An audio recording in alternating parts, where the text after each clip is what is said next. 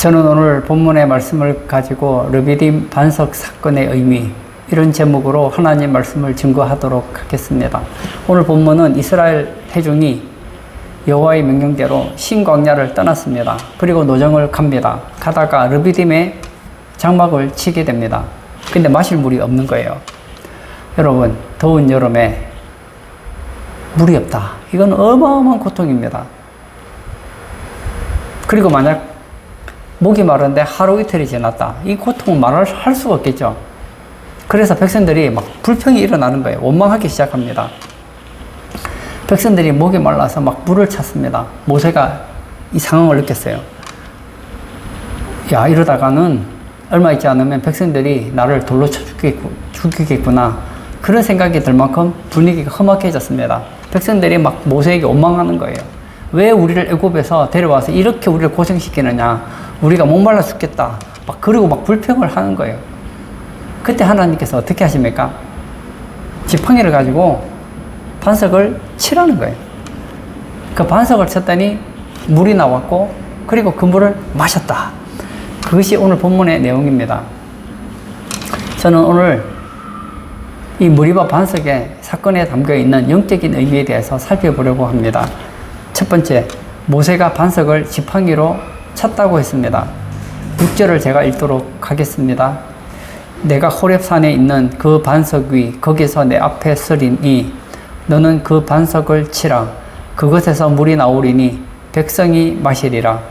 모세가 이스라엘 장로들의 목전에서 그대로 행하니라. 하나님께서 모세에게 어떻게 말씀하십니까? 호렙산에 있는 그 반석을 치라 그랬습니다. 무엇으로 칩니까? 지팡이로 쳤죠. 이것은 무엇을 가르쳐 줄까요? 우리가 문자적으로 보면 모세가 반석을 지팡이로 때린 것이 되겠죠. 그러나 영적인 의미가 있다는 거예요. 이것은 예수님께서 고난당하시는 것을 의미해 준다는 겁니다. 여러분, 모세가 반석을 지팡이로 쳤어요. 그리고 물이 나왔어요. 그리고 기적을 맛보았고 살았습니다. 이스라엘 백성들은 좋겠죠. 그러나 그게 나랑 무슨 상관이 있느냐고요. 이 반석은 바로 우리를 위해 고난당하신 예수님을 예표해 준다는 거예요. 치라, 이 단어의 원어를 보았더니 심하게 치다, 상처 입히다, 살해하다, 학살하다 이런 뜻을 가지고 있습니다. 분명히 모세는 지팡이를 쳤어요. 그런데 여기 담겨있는 히브리어의 원래 뜻은 심하게 치다, 상처 입히다, 살해하다, 학살하다 이런 뜻을 가지고 있다는 거예요. 이 단어의 뜻은 누구에게 적용이 될까요? 바로 예수님에게 적용이 됩니다. 사람들이 예수님을 심하게 쳤죠. 그리고 상처를 입혔죠.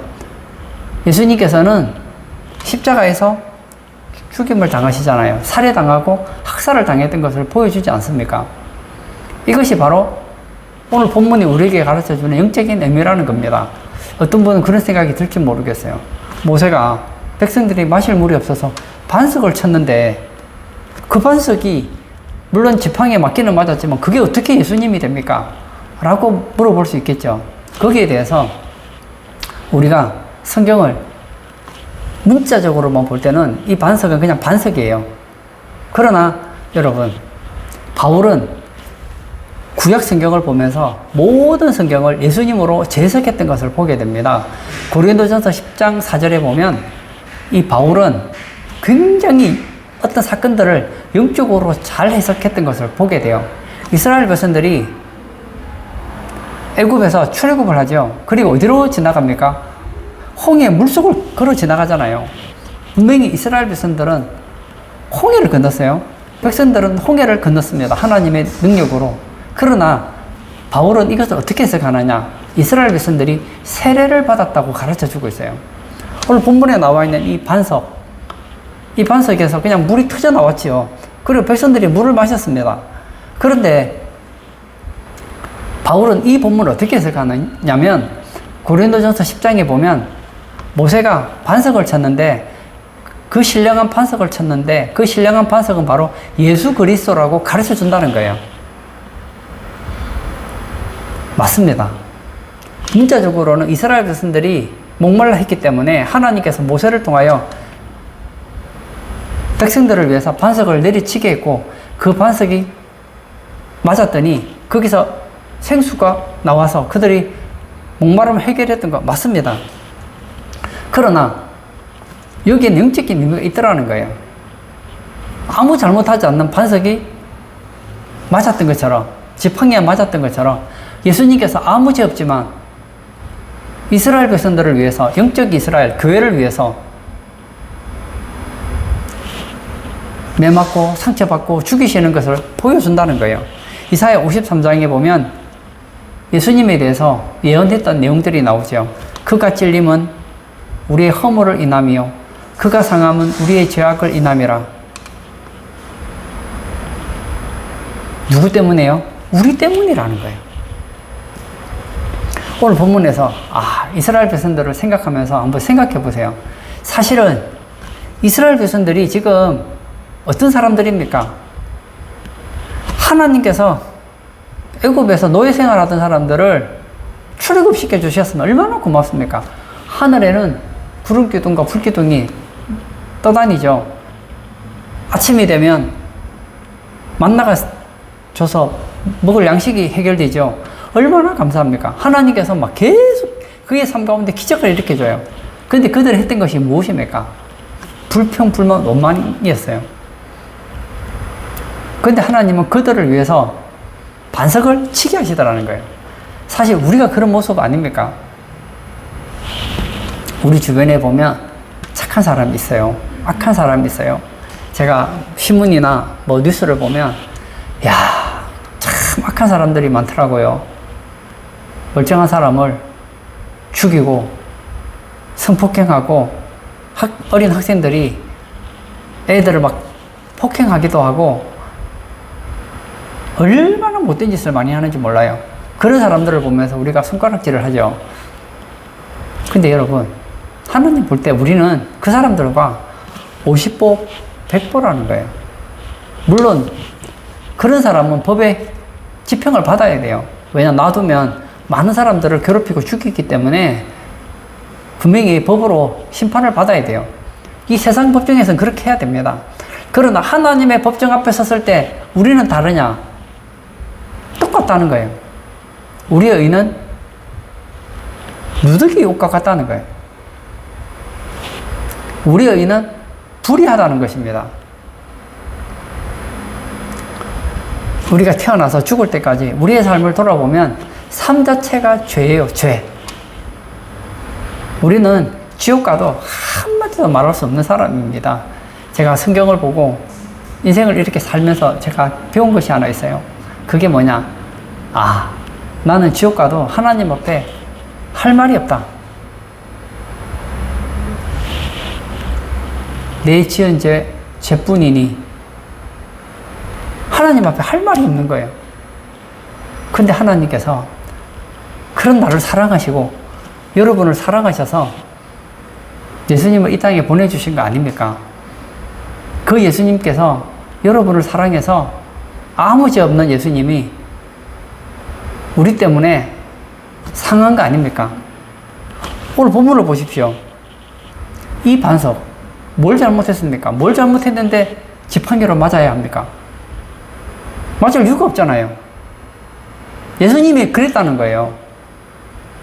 예수님이 무슨 죄가 있기에 사람들에게 손가락질을 당하고 침뱉음을 당하고 뺨을 맞고 십자가에 못 박혀서 피 흘리고 죽어야 되느냐고요.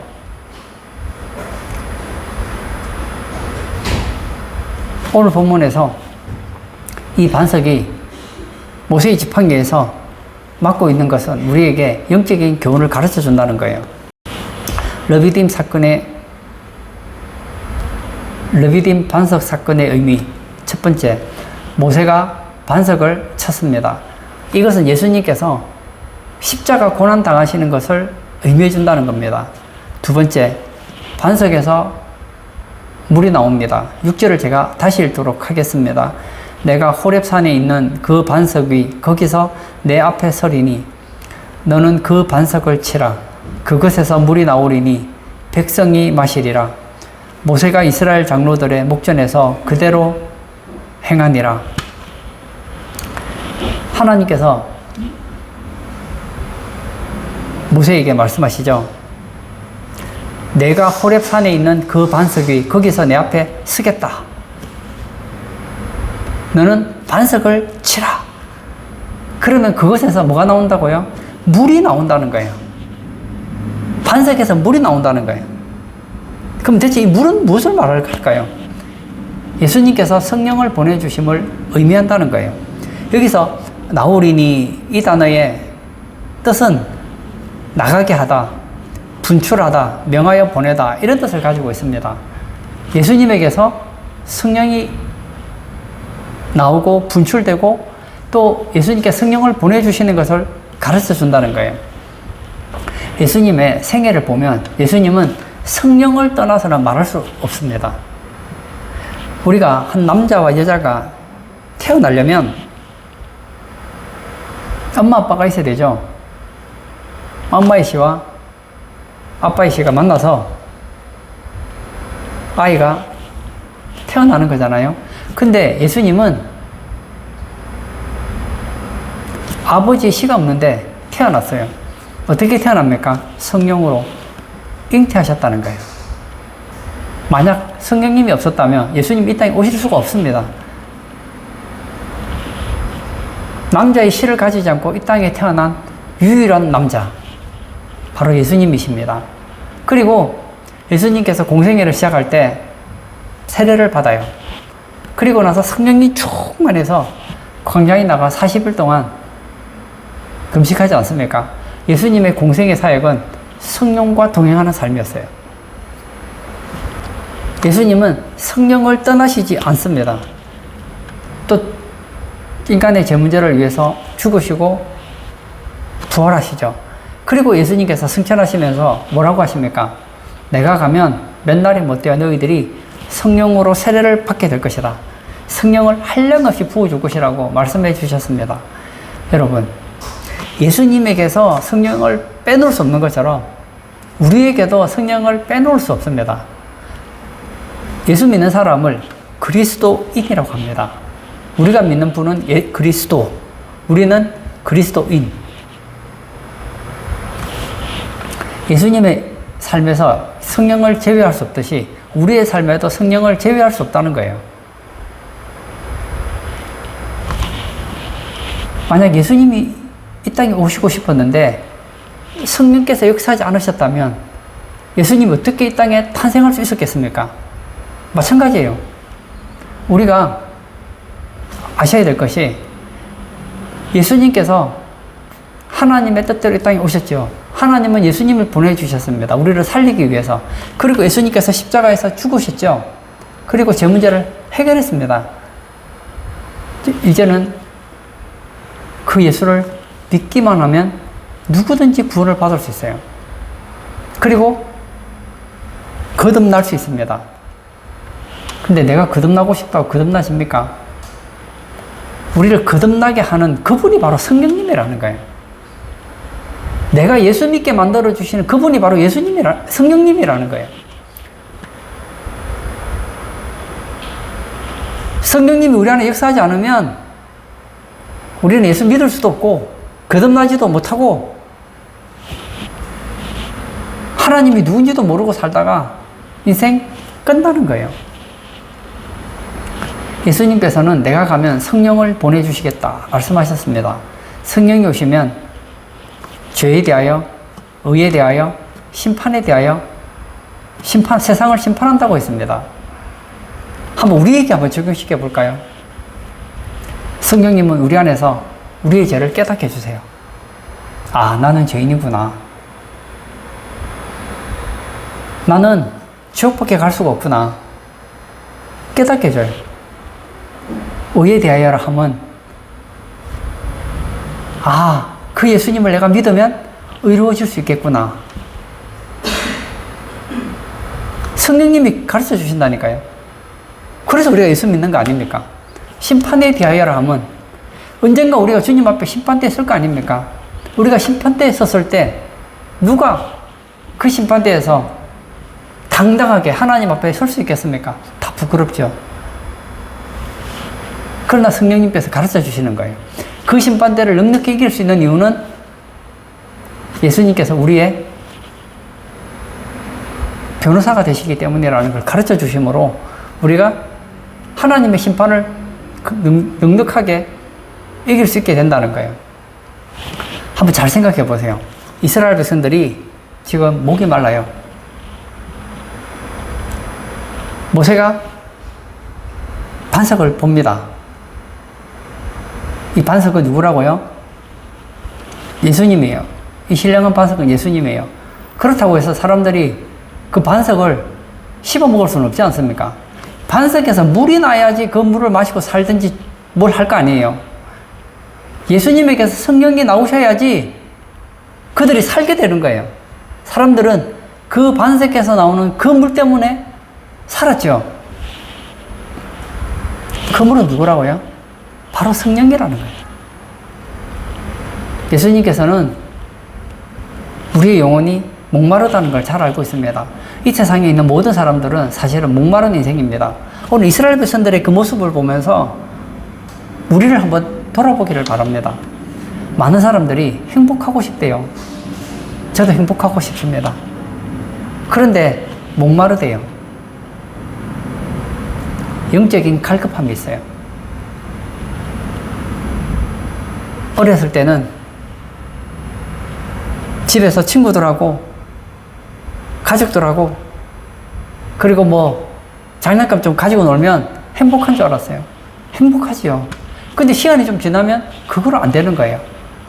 이제 학교 다니면서 이제는 행복하기 위해서 공부도 잘해야 되고 그리고 더 잘하면서 취직도 해야 되고 돈도 벌어야 되고 결혼도 해야 되고 또 세상에서 출세도 해야 되고 그리고 내 마음에 그 부족한 걸 채워주기 위해서 다양한 것들을 합니다. 근데 그 목마름을 채울 수가 없는 거예요. 지금 이스라엘 백성들이 목말라 하고 있죠. 그 목마름을 해결할 수 있는 길은 한 가지밖에 없습니다. 반석에서 물이 나와야 돼요. 예수님께서 수가성에 물을 마시기 위해서 그리고 집에서 그 물을 가지고 목마름을 해결하기 위해서 물길로 온 한 여인에게 말하죠. 이 물을 마시는 자마다 다시 목마르다. 마시면 분명히 시원하죠. 우물에 물을 마시면 그 당시에는 갈급함이 사라져요. 그러나 다시 그 물이 필요한 것처럼 이건 예수님께서 문자적으로 해석한 것이 아니라 영적으로 재해석해 주는 거예요. 이 세상의 것으로 행복하려고 하면 찰나적인 만족은 있어요. 찰나적인 기쁨이 있어요. 그러나 내가 주는 물을 마시는 자는 영원히 목마르지 않는다. 예수님이 주시는 물이 무엇입니까? 바로 성령이잖아요. 성령께서 우리 안에서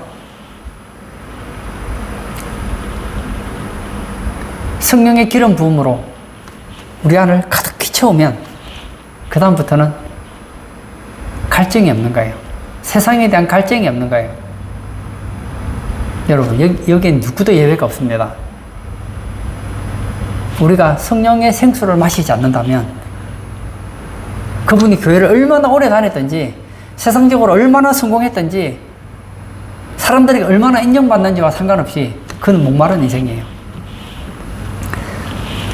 제가 물을 한번 찾아보았더니 물에는 7가지 정도가 있다고 합니다. 그 중에서 첫 번째가 안반수래요. 이 안반수는 이 안반에 난 균열을 통해서 이 천연 필터링을 과정을 거쳐서 물이 나오는데 여기 미네랄이 풍부하고 물이 그렇게 좋대요. 그 외에 광천수, 수액, 빙하수, 해양 심층수, 용출수, 탄산수 이런 물들이 있다는 거예요. 인간은 물을 떠나서는 생각할 수 없죠. 처음에 한 인간이 태어나기 위해서는 아버지의 정자와 엄마의 난자가 만나서 아이가 생기잖아요. 그때는 그 아이의 몸에 수분이 몇 프로냐?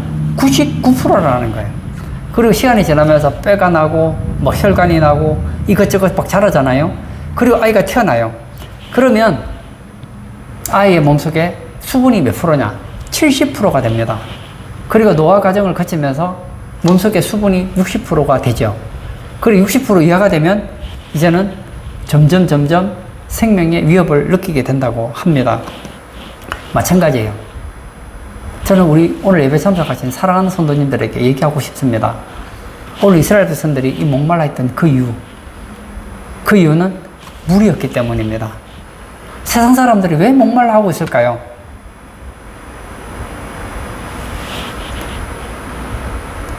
성령의 생수를 마시지 못하고 있기 때문입니다. 내가 주는 물을 마시는 자는 영원히 목마르지 않는다고 했습니다. 오늘 예배 참석하신 사랑하는 성도님, 오늘 본문에서 반석에서 물이 나오는 것은 예수님께서 성령을 보내주시는 것을 말씀하고 있습니다. 저는 우리 성도님들이 예수님께서 승천하시면서 말씀하셨던 그 성령으로 충만하셔서 궁궐이나 그리고 초가나 사람들에게 인정받든 인정받지 않든 부유하든 가난하든 많이 배웠든 적게 배웠든 건강하든 건강하지 않든 항상 행복한 그런 복된 성도님 되시길 축복합니다. 르비딤 사건의 의미 첫 번째, 모세가 반석을 지팡이로 쳤습니다. 이것은 예수님 십자가 고난 당하심을 의미하고 있습니다. 두 번째, 반석에서 물이 나옵니다. 이것은 예수님께서 성령님을 보내주심을 의미합니다. 세 번째, 이스라엘 백성이 마셨습니다. 6절을 제가 또 읽도록 하겠습니다. 내가 호렙산에 있는 그 반석 위 거기서 내 앞에 서리니 너는 그 반석을 치라. 그것에서 물이 나오리니 백성이 마시리라. 모세가 이스라엘 장로들의 목전에서 그대로 행하니라. 하나님께서는 모세에게 반석을 치라 명령을 하십니다. 그러면 반석에서 물이 나온대요. 그럼 백성들이 물을 마시게 된다고 가르쳐 줍니다. 그래서 모세가 이스라엘 장로들의 목전에서 그대로 행했습니다. 그대로 행했다는 것은 그 지팡이를 가지고 반석을 쳤다는 거예요. 그랬더니 물이 나왔고 백성들은 물을 마셨다는 거예요. 여기서 마시리라는 단어를 보았더니 흡수하다, 먹이다, 취하다 이런 뜻을 가지고 있습니다. 여러분, 오늘 본문은 이스라엘 백성들이 물을 먹고 아무 문제 없이 여행을 계속했다는 것으로 끝나죠. 저는 여러분들에게 한번 질문을 드리고 싶어요. 만약에 이스라엘 백성들이 물을 마시지 못했다면 어떻게 됐을까요? 죽죠. 다시 말하면 교회가 예수님으로 구원받는 것을 의미해 준다는 거예요. 아무리 예수님께서 십자가에 죽으시고 그리고 아무리 예수님께 성령을 보내주셔도 그 물을 마시지 않으면 소용이 없는 거예요. 물을 마신다는 것은 예수님을 믿고 성령을 모심을 의미한다는 거예요. 여러분, 제가 배가 고파요. 집에 갔더니 아내가 맛있는 음식을 차려줬어요. 너무 좋아요. 맛있는 음식도 있고 물도 있고 먹으면 배부를 것 같아요. 아, 좋다. 나는 너무 좋다. 나는 이제 배부를 거야. 그리고 안 먹어요. 식사 시간이 지났어요.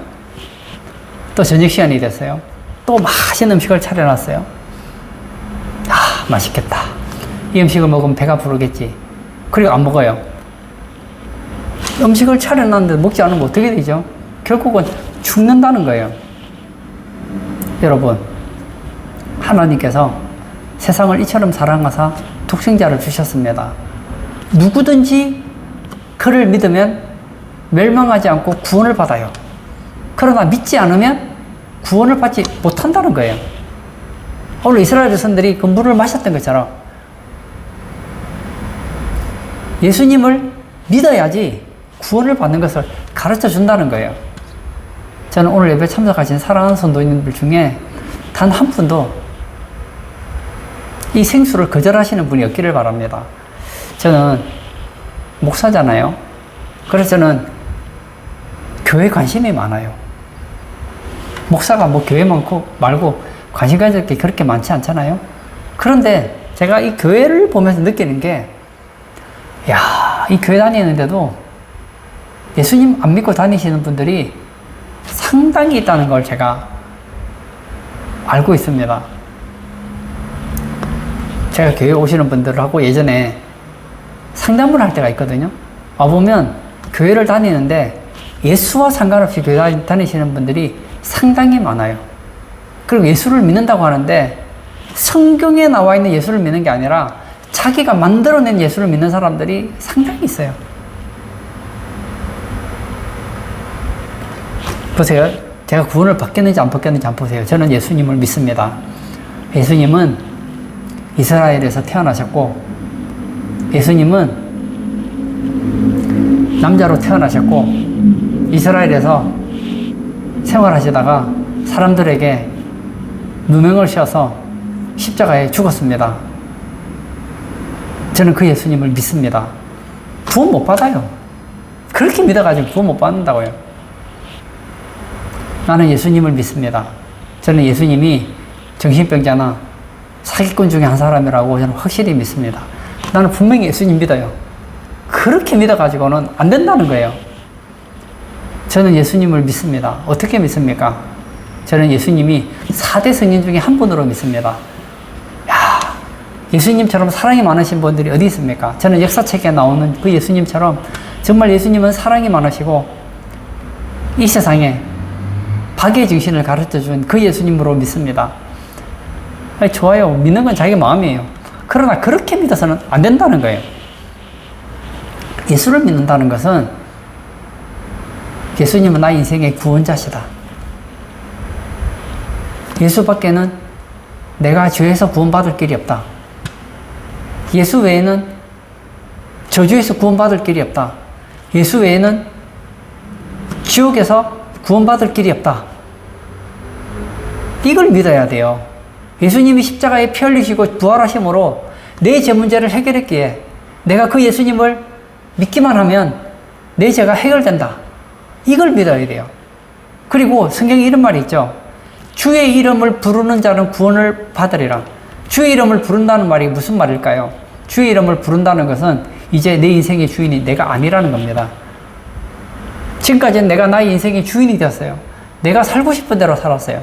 예수님을 믿는다는 것은 나의 독립된 지정의를 예수님께 반납하고 예수님의 뜻을 나의 뜻으로 예수님을 나의 주인으로 모시고 살겠다는 거예요. 그리고 예수님이 부활해서 태어나셨죠. 이제 우리는 누구를 따라야 됩니까? 우리 안에 예수의 영 성령님이 계시잖아요. 그 성령의 인도를 받아야 된다는 거예요. 그것이 바로 성령 충만이요. 오늘 본문의 말씀대로 하면 성령의 생수를 마시는 거라는 거예요. 장로 신앙고백서에 웨스트민스터 신앙고백서가 있습니다. 거기 2장에 보면 성부 하나님, 성자 예수님, 성령 하나님과의 관계를 이렇게 기술합니다. 성령 하나님은 아무에게서 나시거나 나오시는 분이 아니시며 성자 하나님은 성부 하나님에게서 영원히 나셨으며 성령 하나님은 성부 하나님과 성자 하나님에게서 영원히 나오신다. 예, 성부 하나님은 아무에게서도 나시거나 나오시는 분이 아니에요. 근데 성부 하나님에게서 성자 예수님이 영원히 나셨어요. 그리고 성령 하나님은 성부 하나님과 성자 예수님을 통해서 영원히 나오신다. 이해하기 어려운 말입니다. 근데 구원에 있어서는 이것이 절대적으로 필요해요. 하나님은 우리가 구원받기를 원하십니다. 그래서 하나님에게서 예수님이 나셨습니다. 그리고 하나님과 예수님은 우리를 구원하기 위해서 성부 하나님과 성자 예수님에게서 성령님이 나셨어요. 시간적인 순서가 아니에요. 논리적인 순서일 뿐이에요. 성부, 성자, 성령은 영원히 함께 계셨습니다. 이스라엘 백성들은 하나님을 믿어요. 그러나 예수님 안 믿어요. 구원 못 받습니다.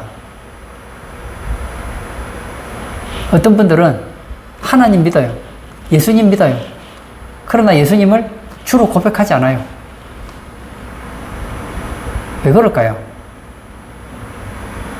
성령이 아니고서는 그 누구도 예수를 주라 시인할 수 없기 때문입니다. 입으로는 예수를 주라 시인할 수 있을지 모르지만 진정한 나의 삶의 주인으로서 예수님을 영접하는 그 신앙 고백을 성령으로 말미암는다는 거예요. 그러므로 성부와 성자와 성령 이 삼위 하나님을 우리가 인정하고 믿고 고백할 때에 우리는 구원을 받게 되고 이 세상을 살아갈 때에 목마르지 않게 된다는 겁니다. 결론을 짓고자 합니다. 오늘 예배 참석하신 사랑하는 성도님, 오늘 이스라엘 백성들이 보여준 이 모습, 우리의 모습 아닙니까? 하나님께서는 우리에게 생명을 주셨습니다. 그런데 인생을 살아가면서 왜 그렇게 불평이 많은지 몰라요. 목말라 합니다. 왜 목말라 하죠? 진정한 생수를 맛보지 못했기 때문입니다. 이 땅에서 진짜 행복하고 싶으시다면 반석에 관심을 가져야 돼요. 나를 위해 깨어진 그 신령한 반석, 예수님에게 집중하셔야 돼요. 그 반석에서 나온 성령에게 집중해야 돼요. 저는 오늘 예배에 참석하신 우리 사랑하는 성도님들이 나를 위해 고난받으시고 부활하신 그 예수님에게 집중하시기를 바랍니다. 그리고 예수님께서 우리에게 보내주신 그 성령에게 충분히 관심을 가지시고 성령 안에서 참된 행복을 누리시기를 바랍니다. 그리하여서 예수님을 믿지만 여전히 세상에 목말라는 인생이 아니라 예수님과 성령님으로 말미암아 영원히 목마르지 않는 그런 복된 성도님 되시길 주의 이름으로 축복합니다. 아멘. 이 시간 한번 같이 기도하기를 원합니다. 저는 교회 다니고 예수 믿는 사람들 중에서 목마르신 분들을 봅니다. 사실은 예수 믿는 사람은 목마르면 안 되거든요. 근데 왜 목마를까요? 예수님을 믿음에도 불구하고 생수를 마시지 못하기 때문입니다. 구원은 받았는데 생수를 마시지 않으면 그 생수를 마실 때까지는 만족이 없어요. 내가 주는 물을 마시는 자는 영원히 목마르지 아니하리라. 이 물을 값없이 마시라고, 사서 마시라고 합니다. 이건 공짜예요. 공짜지만 누구나 마실 수 있는 건 아닙니다. 성령님을 사모하고 성령 충만하기 위해서 몸부림치는 사람, 성령의 영향력을 받고 성령의 인도함을 사모하는 사람들만이 그 생수를 마시게 된다는 거예요. 이 시간 기도할 때 예수님을 나의 인생으로 다시 한번 고백하기를 바랍니다. 날마다의 나의 삶이 성령의 사람이 되어서 영원히 목마르지 않는 그런 우리 복된 성도 되게 해달라고 우리 다 같이 기도하도록 하겠습니다.